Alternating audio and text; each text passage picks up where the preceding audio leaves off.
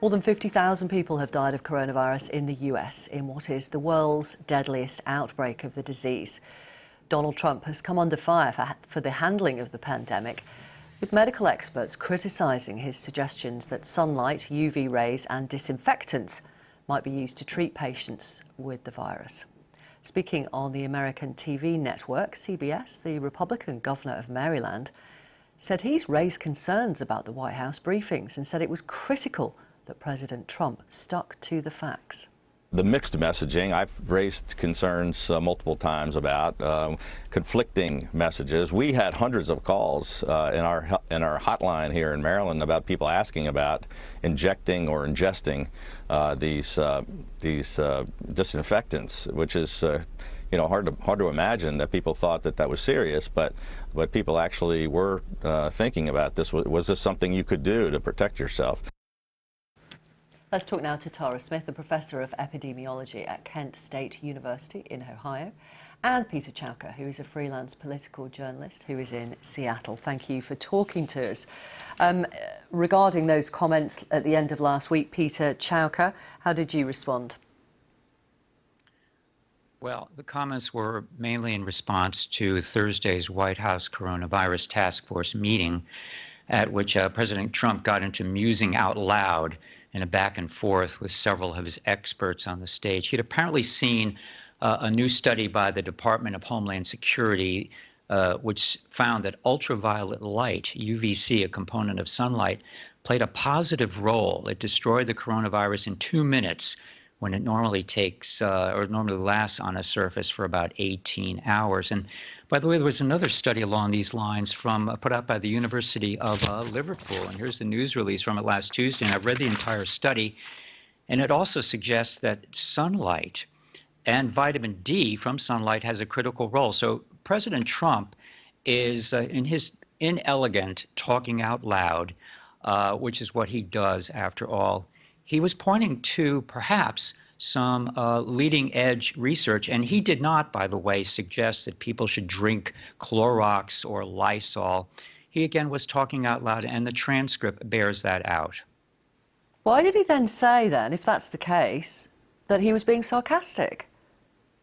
Well, that was his explanation the next day, and of course, President Trump has been known not to stick to the truth 100% of the time. So I'm certainly not going to defend him there. But, these allegations that poison control hotlines in the United States have been ringing off the hook because people are drinking toxic substances because of what President Trump said. This has been debunked. Sure, but we just heard that we heard the governor of Maryland there saying that his administration had taken calls from people who were asking if it was a possibility to do that. But not that they had actually taken it. Yes, people call poison control centers all the time in the articles I've read about this. More so perhaps when the president of the country... A small number, but that remains to be seen. The facts will come out eventually, as hopefully they will in this whole crisis. Would you not believe the governor of Maryland? Well, it's the first time I've heard his quote. I have no reason to question him, but I just read an article right before we came on from Reason magazine, and the the writer had done a tremendous amount of research calling poison control hotlines all over the country. So I suggest maybe that be an additional source of information in trying to nail this down. Right. Are you going to defend the president potentially suggesting injecting disinfectant into human bodies? Well, again, if you read the transcript, I don't see that he actually suggested that. And I'm not here to defend the president. I'm here to report on what's going on in the United States. And yes, this is a controversy, absolutely. And in my opinion, if you would like to hear my opinion, I think President Trump should get his act together and try, if he continues these press briefings, to stick to the facts and let the experts talk. So I'm not shilling for President Trump. Tara Smith, how did you respond to his comments? Right. So there's a big difference between what is effective in killing a virus outside of the body versus what is effective internally. And I think that's what's getting lost here, is that absolutely UV can kill a virus on a surface. UV can kill a virus outside in the air. And disinfectants, of course, can kill a virus very easily on surfaces. But that's the whole problem with trying to create antiviral drugs, is that everything that works outside of the body doesn't necessarily work inside the body. And of course, if you would try to use disinfectants, ingest them or inject them, that will poison your own cells as well as kill the virus. So I think we need to be very careful about messaging in this case. And just because something works externally to kill a virus has really no relevance in what could happen inside a body. Can I ask you about states like Georgia, Tara Smith, who are starting to ease restrictions? What do you think of that? Yeah, I think that's a really bad idea right now. We are close to 1 million cases in the United States. We will probably break that today or tomorrow. Over 55,000 deaths, and those are, of course, just the ones that have been recorded. We know that cases are probably undercounted by a factor of 10 or more.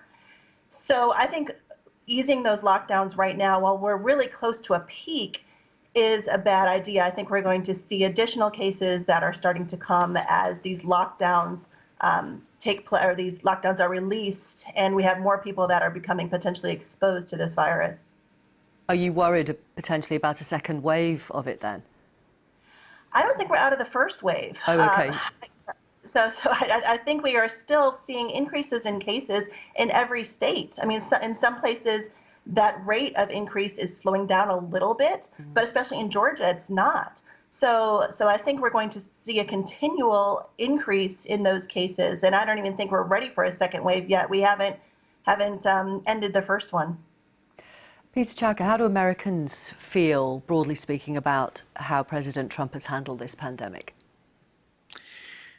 Well, his base continues to support him, and the Democrats, his opposition party, will use anything against him, as they've been doing since day one, the day after he was inaugurated. But in terms of the reopening of the country, people are very increasingly frustrated because the estimates a month and a half ago of why we needed to severely lock everything down and crash the economy were suggesting that 2 million or more Americans would die of COVID-19. Now, of course, any death is tragic. We have just over 50,000 now, and it may top out at 100,000, unfortunately. But this is 20 times fewer than what was predicted. And moreover, there have been several recent credible studies of random samples which have come to the conclusion that the prevalence of the COVID-19 in the population has been undercounted by a factor of 50 to 85, which means that millions of people are exposed. Therefore, the death rate compared to this larger number will be close to 0.1, between 0.1 and 0.4%, which is close to the seasonal flu. So people are wondering why the economy is locked down, why worse than the Great Depression now, the unemployment.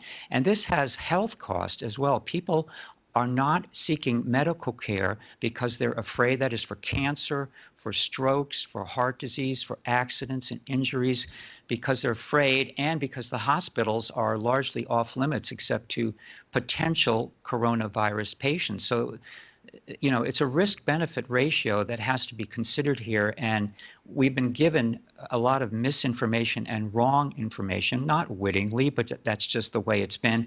And I think the governors, including some Democratic governors in these states who have the power to reopen their states, and they're no friends of President Trump, they are responding to the pressure of their citizens to get things moving again, or we are going to be in very, very deep trouble, deeper than we are now. Tara Smith, I mean, there are trade-offs, there are consequences to the lockdown, although it may be preventing potentially a second wave, which is what national governments want to do. There are knock-on effects, as Peter has just outlined. Absolutely, and I want to make one correction. That 2 million cases was unmitigated, so that's why we have seen fewer cases, is because so many states have done shelter at home or have done some kind of restriction on movement. So that's why we've seen so many fewer cases than was predicted in the model. That was a worst case scenario. And also some of those studies that have suggested more cases were not exactly random. They were from Facebook recruits. So in some cases, they were emails sent out to certain groups of people to enroll. So those were not random, and we don't really know what's going on as far as the total number of cases in the United States, although it is undercounted. And there are trade-offs, indubitably. But the economy would still be stressed regardless because you have so many people who are getting ill. And had we not gone to these mitigation measures, you would have even more. And so you can't have an economy running with so many people sick either and an increased number of deaths. So it ultimately is a trade-off. I know that I'm getting tired of it. My children are getting tired of it.